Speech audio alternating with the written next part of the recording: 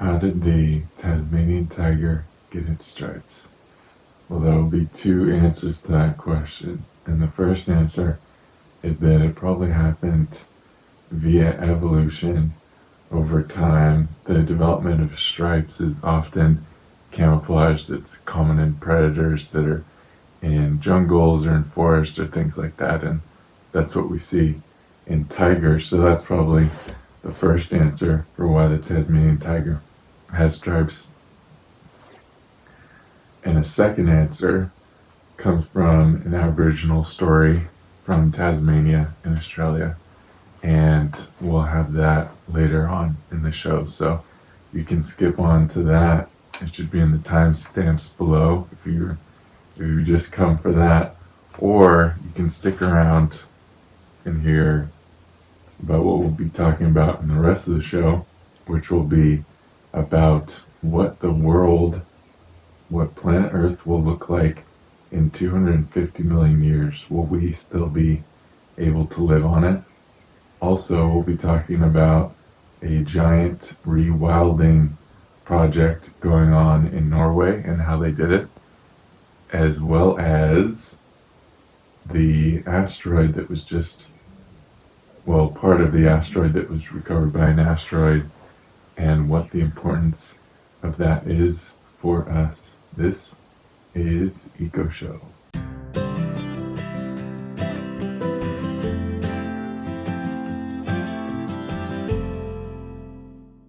Hello and welcome to Eco Show. This is a show about ecology, the environment, news, and things in that space. We start the show by going through some recent news from the past week, and then we go into a thing of the week where we talk about the background of that thing, some recent research on that thing, and then a story about that thing. And the thing of the week this week is the Tasmanian tiger. But first, into our news. Our first news piece is that there's been some research on what the Earth will look like in 250 million years. And what's going to happen is that all of the continents are projected to come back together. They're calling this Pangea Proxima or Pangea Ultima. And there are some predictions for what the world will be like at this point. And so everything's going to be squeezed in. I'll have a photo there, but you can just sort of imagine if you crunched everything inwards, and then I think there was a little bit of a bay left in the middle.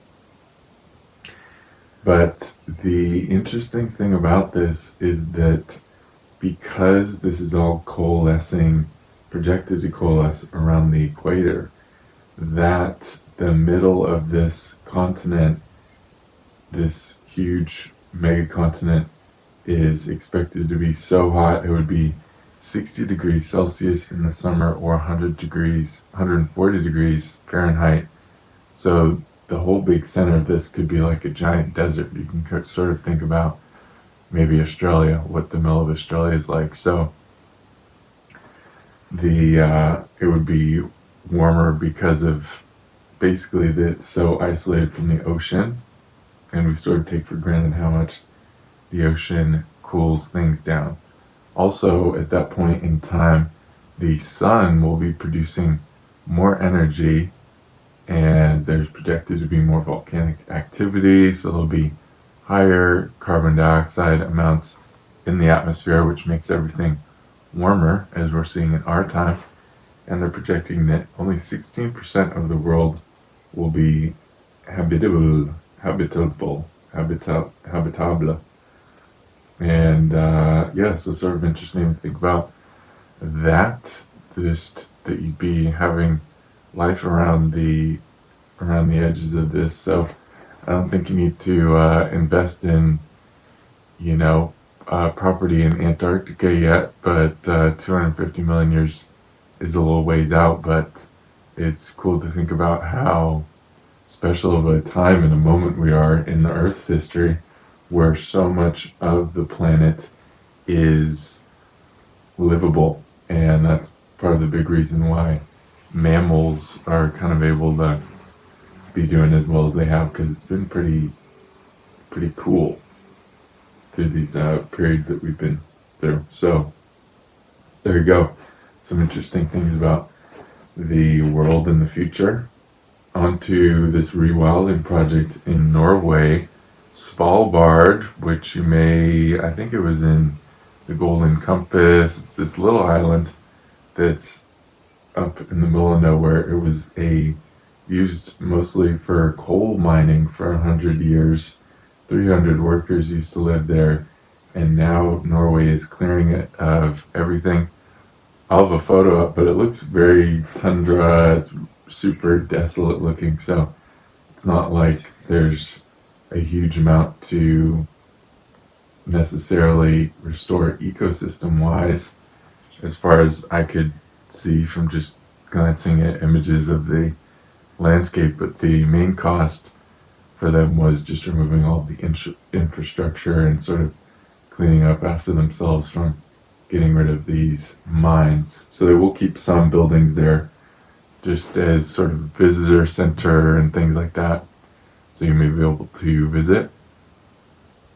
But this will be a great space for polar bears to be able to stay, especially when we think about all of the sea ice that's being lost, and it should be good for ocean birds as well. So very cool big project, and exciting to see these sort of things moving forward, where or large areas were being used for some sort of extractive industry, and now it's changing so that it's able to be given back to the polar bears.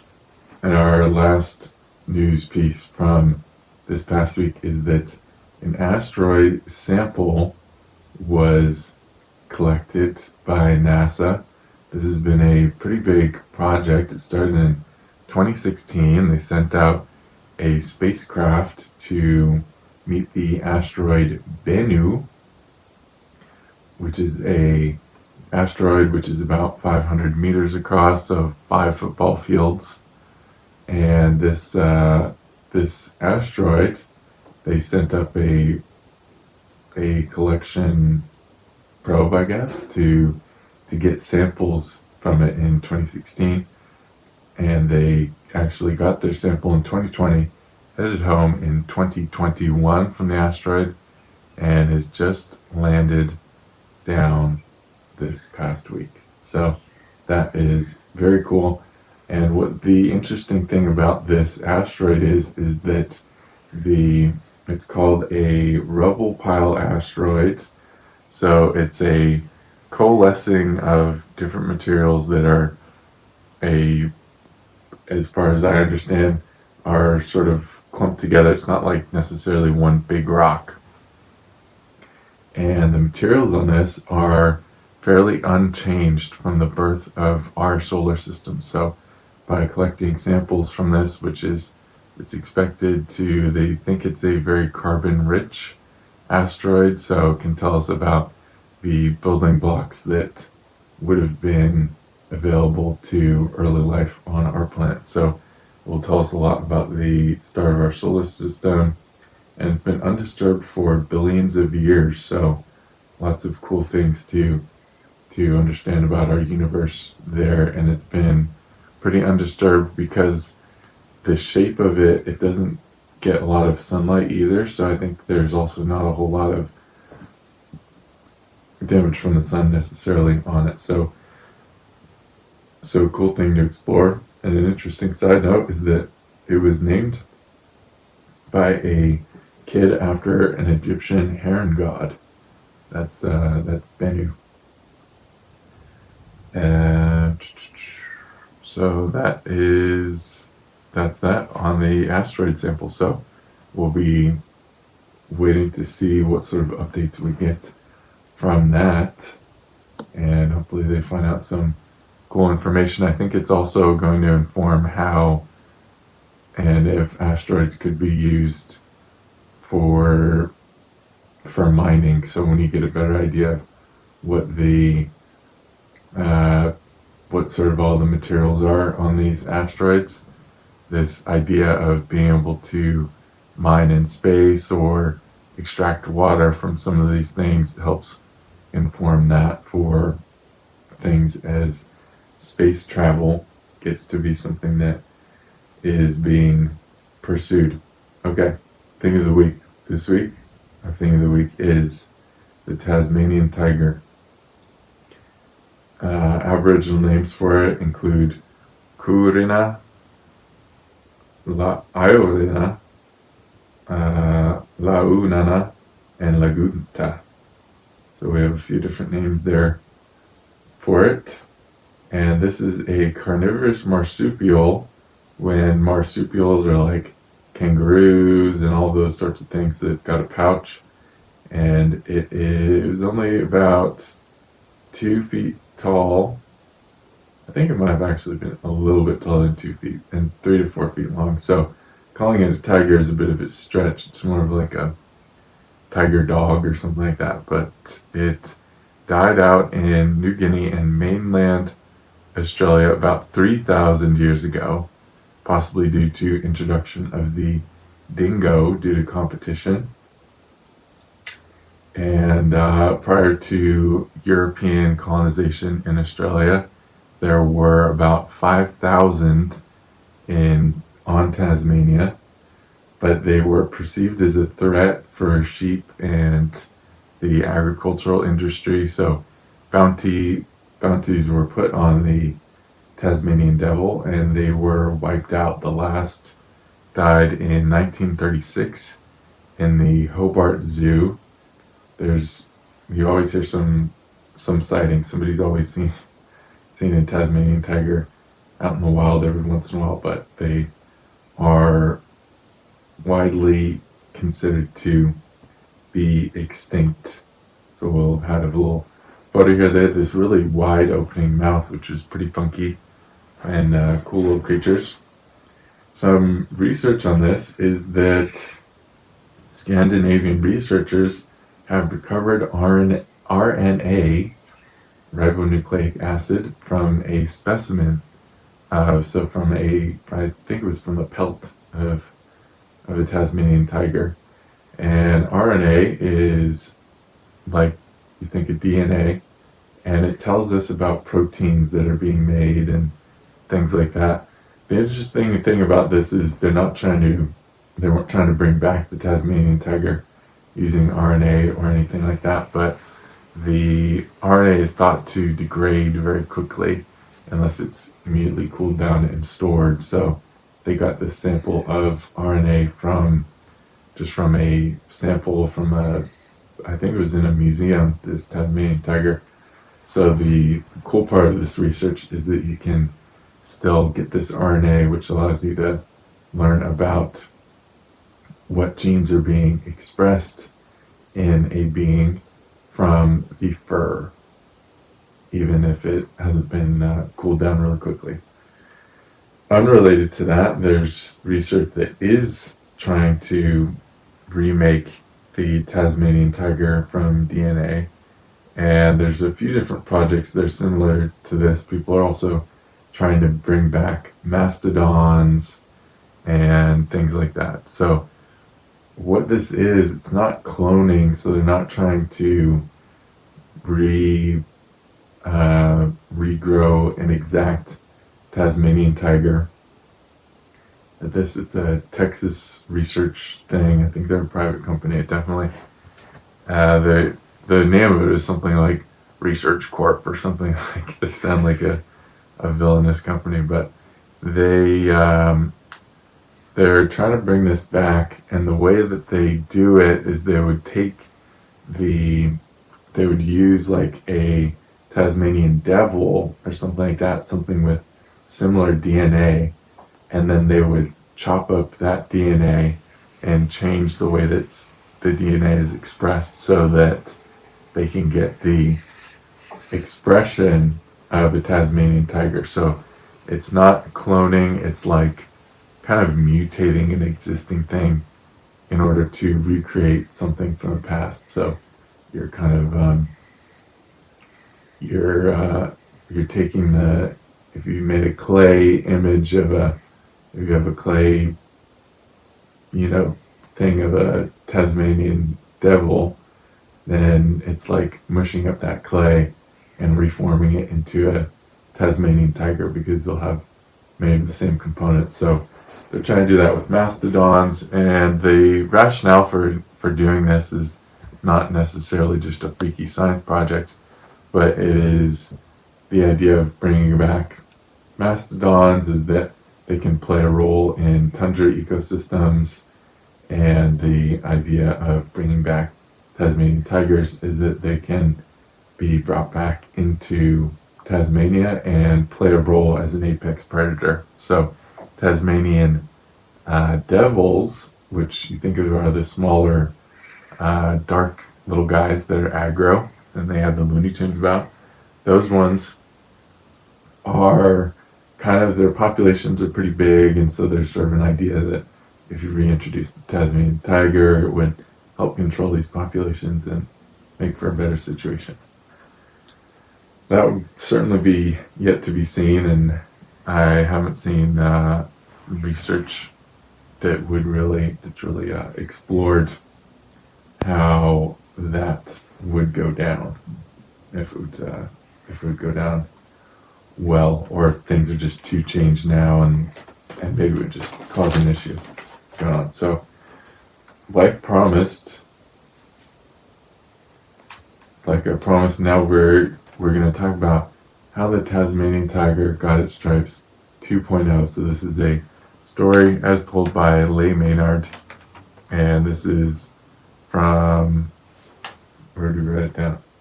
It's from Bruny Island, and did I write it down? I don't have down who wrote it, but we'll have up there where this story is coming from. But Leigh Maynard is the guy who is relating this Aboriginal story of how the Tasmanian tiger got its stripes. One day, a young boy, Kalana, who is the son of the great god Muani, who lives among the stars, was out on one of his normal wandering adventures. He liked searching the bush for wild animals, tracking kangaroos, emus, and looking for wombats, chasing goannas, and following birds. He thought the bush was a wild and happy place, full of exciting things to do. He started to track a big kangaroo, a big boomer of a kangaroo named Tana. Tana was huge and very powerful. Tana decided to teach Palana a lesson, though. So Tana, the big kangaroo, hid behind some trees until Palana was very close. He jumped out from behind the trees and grabbed little Palana. He jumped all over Palana with his big iron feet and began lashing him with his tail. Palana couldn't defend himself against Tana. He started crying for help. "Help me! Help me! Tana has got me! Someone help me!" His cries echoed through the bush, and he was heard by a young pup who was chasing a possum named Linoa. When the pup heard the cry, he stopped and listened. With his keen hearing, he was able to tell where the boy was, so he started running to his rescue. As he ran towards Tana and Palana, he could hear Palana screaming louder. "Help me! Help me! Someone help me!" As the pup ran into the bushes, he saw Tana, kicking and raking his iron feet across Palana. The pup leaped into the fight. "Arr! Arr!"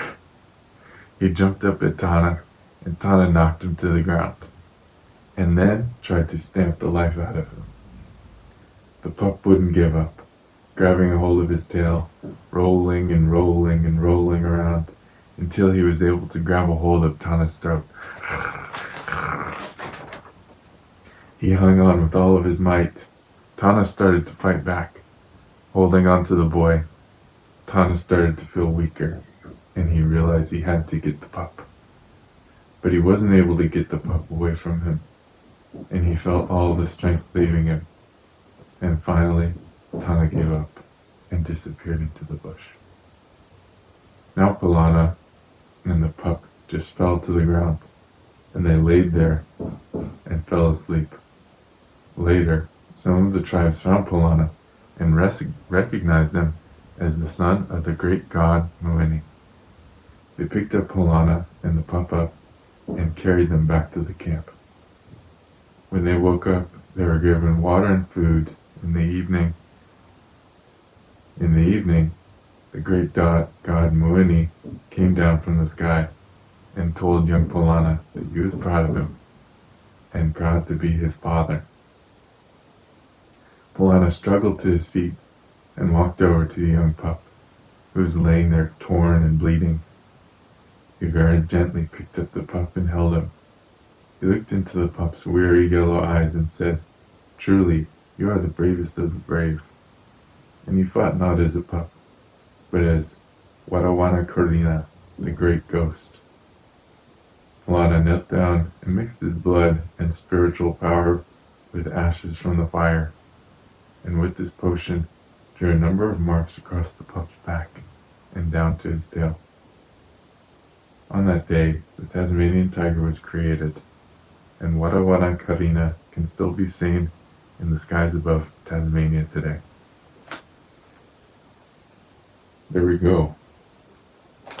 So thanks to Leigh Maynard for that story. I'll put a link in the description. There's a YouTube video of this. It's made into a children's book, and they've also got a little short animation which has got some really cool art in it, and it's got a great narration. I love the voice of the guy who narrates it in the YouTube video, and there's also a little bit of an interview with Leigh Maynard after the video, and he gives some background on the people on Bruny Island and ideas about the Tasmanian devil and things like that, so it's worth checking out.